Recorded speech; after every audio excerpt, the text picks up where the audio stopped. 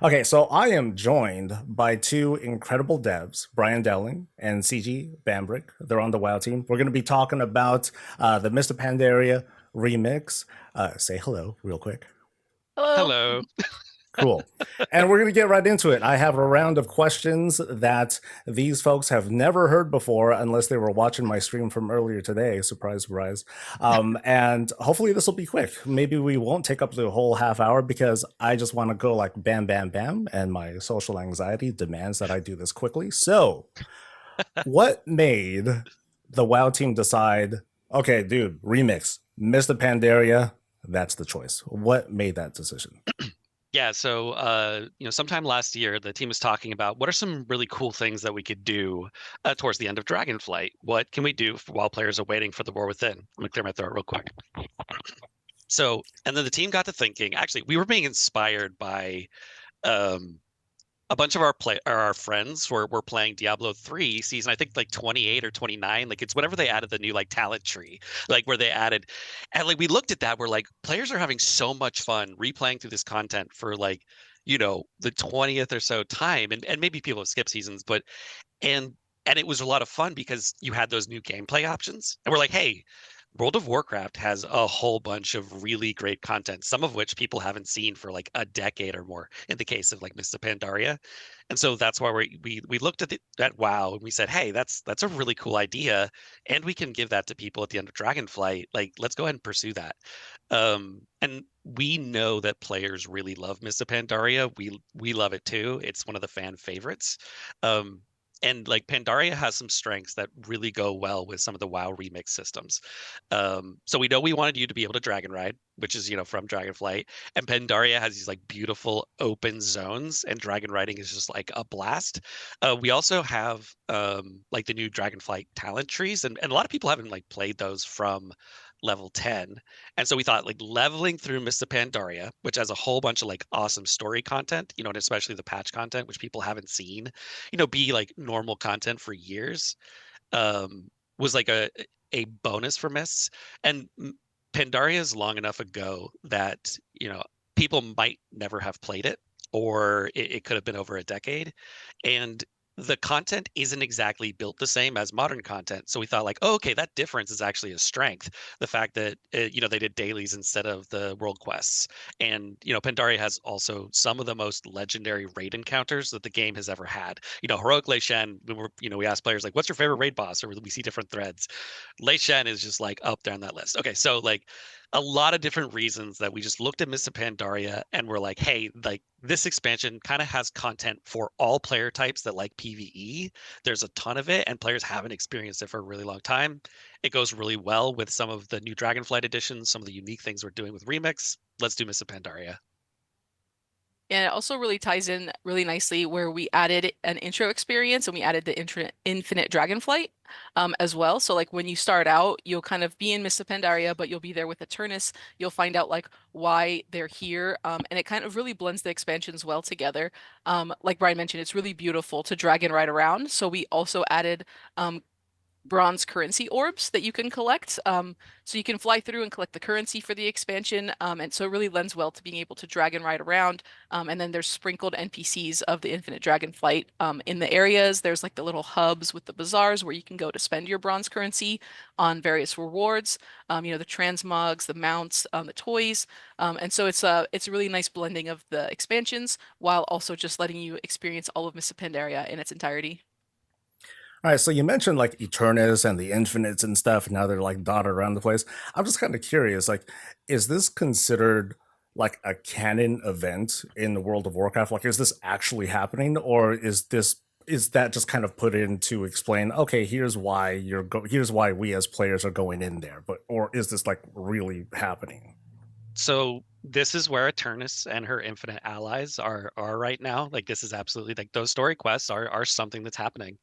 It's a cool little exploration, following 1017 where Eternus and Chromie and Nozdormu sort of like they don't exactly agree. Like Eternus is still an infinite dragon. Um, but they came to an understanding. And so our characters are going back to Mists of Pandaria, like these time runners, and we have explicit instructions: do not change the timeline. You're not allowed to do that, but you can change. Like you can be different, and like we experienced that through all the different like gameplay, but also like we call those the the stats that your Cloak of Infinite Potential gets, like threads of time. Like you being here is causing little disruptions, but you're like you're absorbing those distortions in order to become more powerful. So like that's kind of that narrative wrapper of, yes, it is very much like focused on being this like fast, fun, game mode, but also like this is the kind of next chapter in Eternus's like journey. That's pretty neat.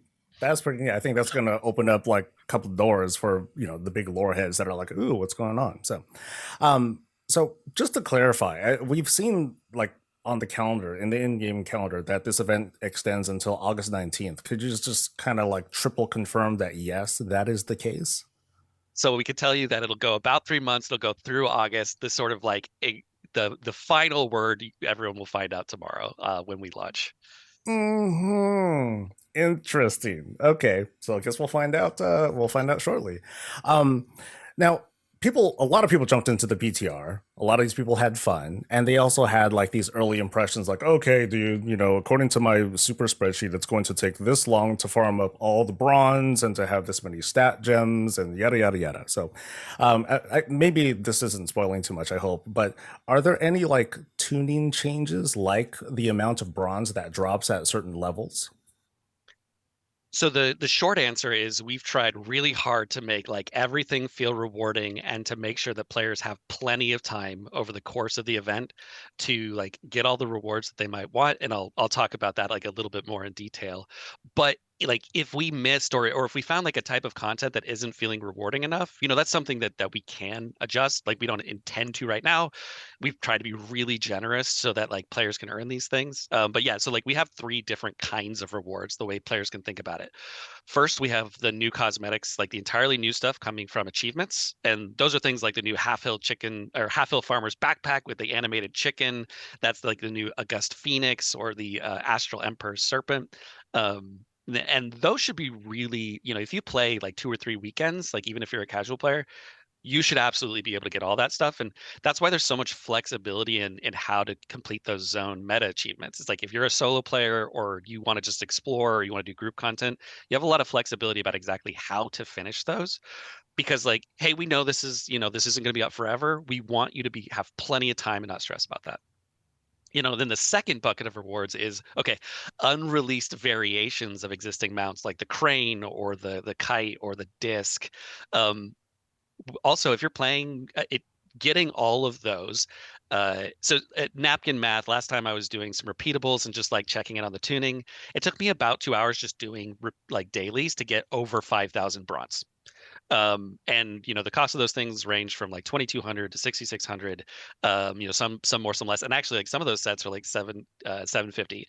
And even some of the coolest things, like the Shadow Pan set, which is super cool, or the Korkron Dark Shaman set, like those are on the much more affordable end because they're really cool and they're being brought out like specifically for this event. And so yeah, like getting all that stuff, players should absolutely be able to do is really important to us over the course of the event and not feel like they're being rushed. So the last bucket of rewards are like things that are already in the game. It's really like the Heavenly Onyx Cloud Serpent or the Tusks of Manaroth. Like those are in the game. They're not going anywhere. So the only thing that in that category, I'm sure people will be thinking about are like the heirlooms. Those are a little bit more expensive, being like 10,000 right now, and requiring a couple of those Bones of Manroth, with players will get by defeating Garrosh, and Garrosh is the only source of that because we're like, okay, these have to come from Garrosh. It absolutely makes sense. But also, just I want to clarify. I know I'm bouncing around a little bit, but the Bones of Manroth, they come on normal, heroic, or mythic. And if you do mythic, if you like power yourself up to become super overpowered, and you have like really high item level, and your Cloak of Infinite Potential is like super overpowered, you're gonna get 10 per mythic kill. So it's not gonna take as long as people think. Like Mythic Garrosh is not a pushover, but it's not gonna take as long as you think. And when we were thinking about those different rewards, the reason why we have that third bucket, the like more expensive existing rewards, is if players are having a really good time playing Remix, we want to make sure that there's like always something that they can be like, oh, well, like this is kind of an excuse. I'm having fun. I'm like, oh, I'm gonna get that existing reward, and like, yeah, I could go one shot it on my level 70 Dragonflight character, but like, I really like this way, and so we want to give players that option and to make sure there's like always something in addition to leveling characters, like leveling up your whole warband. All right, so that was a lot, but hopefully that answers your question. No, that probably kills like a good chunk of like what was on my list here. But yeah, it definitely sounds like, depending on your player behavior, depending on what you want to do, like, here's the things that you probably want to focus on because these are exclusive to this event. But then there are other things that, like you're talking about the rewards that we can already get on the live client. That's, hey, you can go for those if you want to consider this remix as, hey, this is just fun stuff I want to romp through. This has this, these goals or have like a longer tail to them. But even after the event is over, you can still go back and do stuff on the normal realm. So cool. That takes Yeah. care of a lot.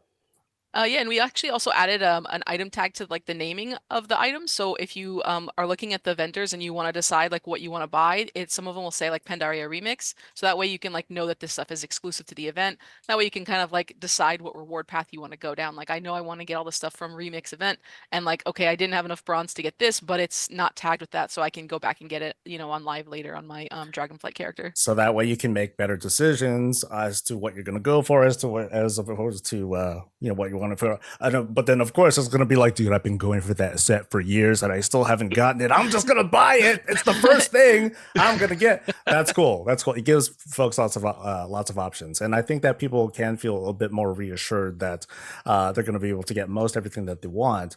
As for like things under the team's tool belt. Maybe I'm getting ahead of myself here. I probably am, but is there like a chance, or is there like the possibility of like a surge week or a surge period towards the end of that event where you guys might feel like, hey, you know what? I think players might need some help. We're getting some feedback. Let's go ahead and push that other red button and just unleash the bronze. Is that kind of like in talks? So there's no plans right now because like I said, we want to make sure that like from the start, players feel good about like any kind of content feels really rewarding. And we also wanted like if you play a bunch up front, we don't want you to be like, oh, well, I should have just waited, right? But we're absolutely going to be paying attention to feedback. Like and we can tell like who's been able to earn things. If we're like, oh, like we actually aren't giving players enough bronze, that we can tune those things. If somehow like we miss, like maybe scenarios need more bronze, or actually let's like increase the daily quests.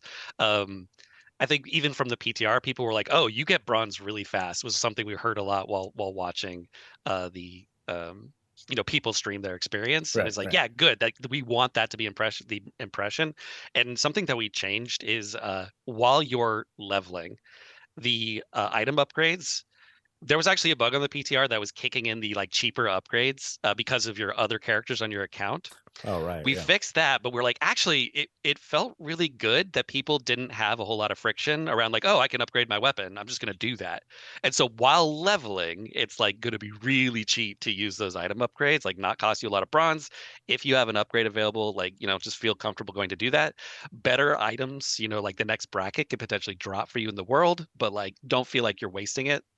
Now, once you get to max level, like things start to get a little like more expensive on bronze, so that like the end game can stand up, and we might talk about that later. But like it's a very different while you're leveling. Like just spend it. Like you're gonna get tons. And I talked about like one source, and just like to give players like another number. And like the numbers here aren't going to be exact because there's like a ton of trash and like lots of different mobs to kill, but I think like the heroic and mythic siege was like over 30K per run, right? So like there's going to be a lot Oh, of that's bronze good. available for players to earn. Okay. You mentioned the heirloom stuff, and I remember a past statement from the WoW team saying, "Oh yeah, we're not going to do heirlooms and other stuff." But then here we are. Means in the meantime, there was a clip that was shown where someone was wearing like the monk challenge mode set, I believe. So I'm wondering, like, can we kind of clear up, like, can the challenge mode sets be bought or earned in the remix?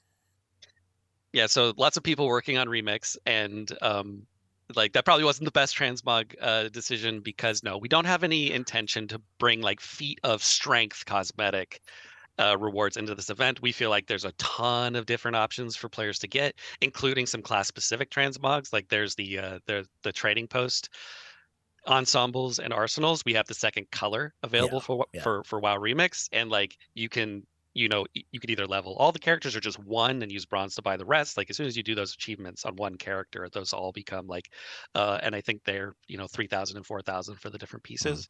It should be totally possible to get all those. And like kind of on that philosophy of being like as generous as we can while also kind of respecting especially for existing rewards, like the time people have put into like getting that Shaw of Anger mount. But like new stuff, it's like, okay, yeah, we could be like really generous. Especially for the files that have kind of been in there for a while, or like those class ensembles are like really like cool and iconic and they're class specific, and we don't want players to feel like, oh, I have to play every class. It's like, no, we just want you to like come in and play the content that you want to play, get the rewards that you want to get, and like leave happy. You're like, you had a great time, and maybe you want to like jump back to season 4 or season of Discovery or Cataclysm. Like there's a ton of cool ways to play WoW right now. And so WoW Remix, like our philosophy was to just like add another cool option for players waiting for the War Within.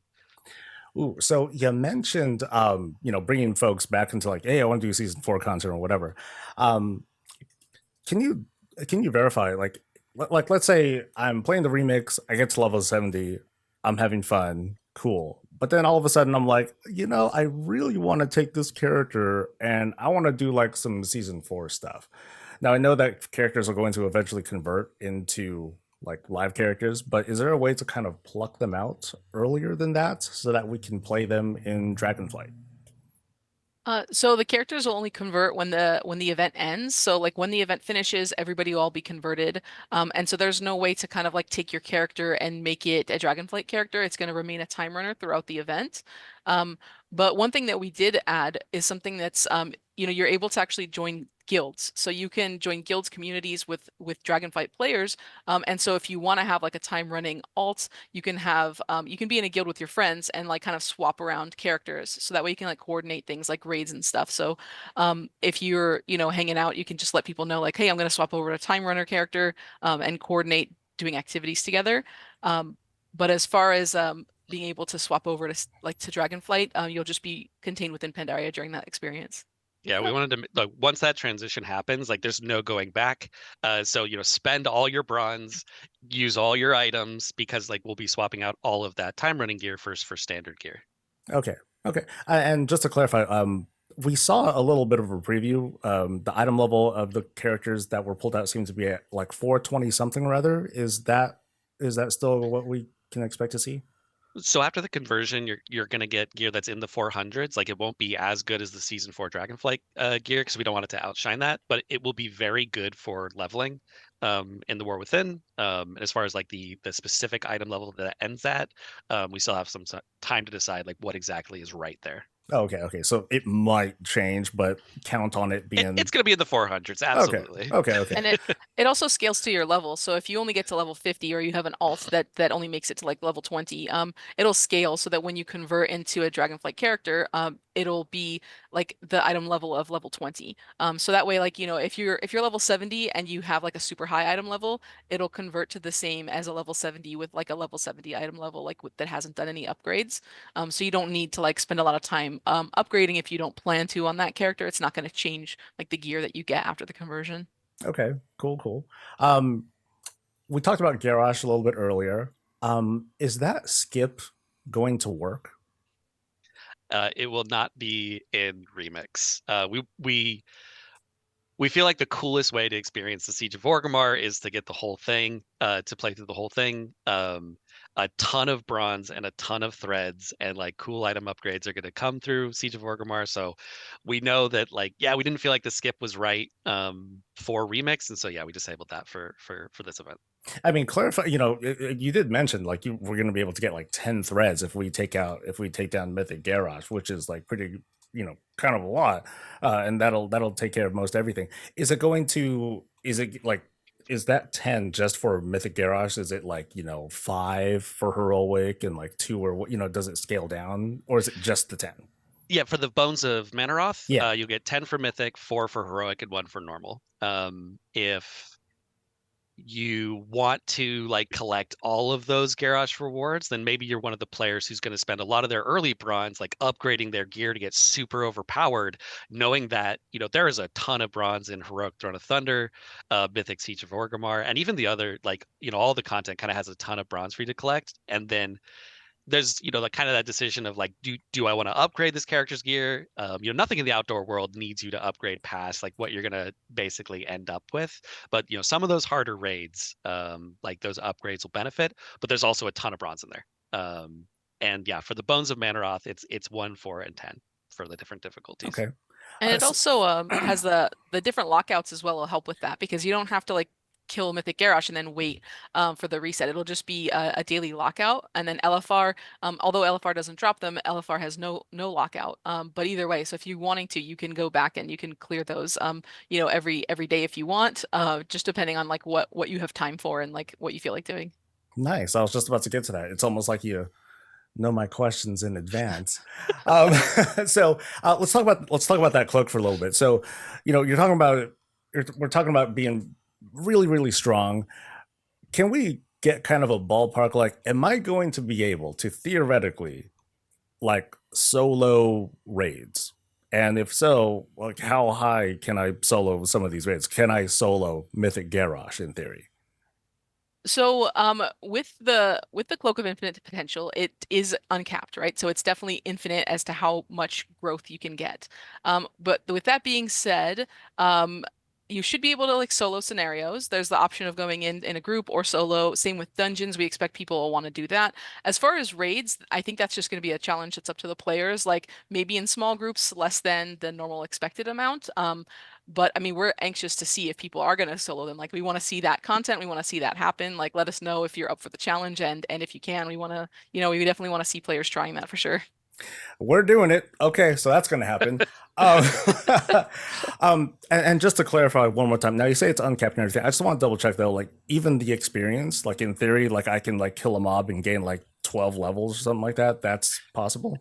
So clarifying all this, because it was working like this on the PTR, but there was some like achievement weirdness, so not everyone got to see. So there's infinite power achievements that once you earn those, your other cloaks will start at a higher level, but that will be a fixed level. I have to clear my throat again.